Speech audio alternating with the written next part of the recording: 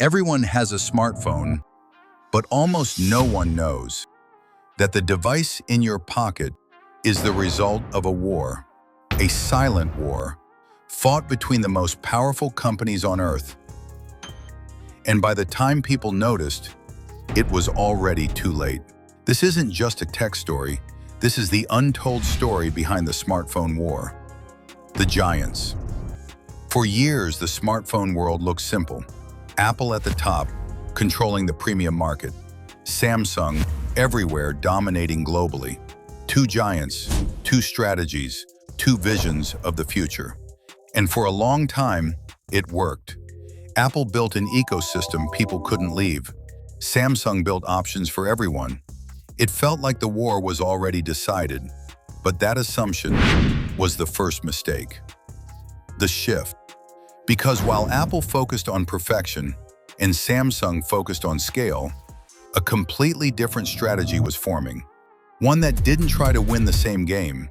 Instead, it changed the rules entirely. Chinese smartphone companies didn't ask, "How do we beat Apple?" They asked, "Where is Apple not looking?" And the answer was everywhere. The strategy: Africa, India, Southeast Asia, massive markets, millions of people. But one problem: most couldn't afford flagship devices. Apple ignored it. Samsung competed, but at every level. China saw an opening, and they moved fast. They built phones that looked premium, performed powerfully, but cost far less. Not slightly cheaper, drastically cheaper. And suddenly, people had a new choice. The advantage. But price wasn't the only weapon. Speed was. While other companies took years to innovate, Chinese brands moved in months. New designs, new features, new releases. Again and again and again. They weren't waiting for perfection.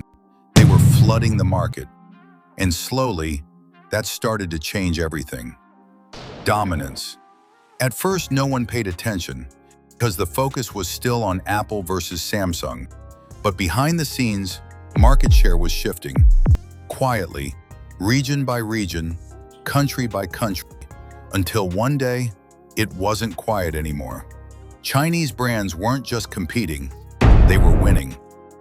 Pressure on giants. For the first time, Apple wasn't untouchable. Samsung wasn't unchallenged. The pressure was real. Prices had to change. Strategies had to adapt. Innovation had to speed up. Because this wasn't just competition anymore, this was disruption. Tension. But just as Chinese influence kept growing, something happened. Something bigger than business. Bigger than competition. Politics entered the game. Restrictions, bans, global tensions. And suddenly, this wasn't just about phones anymore. Power shift. It became about control. Technology control. Market control.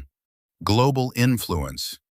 The smartphone war had evolved from companies to countries, from products to power. And that changed everything. Ending. Because this story isn't over, not even close. The next phase of this war will decide more than just who sells the most phones. It will decide who controls the future of technology and maybe who controls the world that runs on it.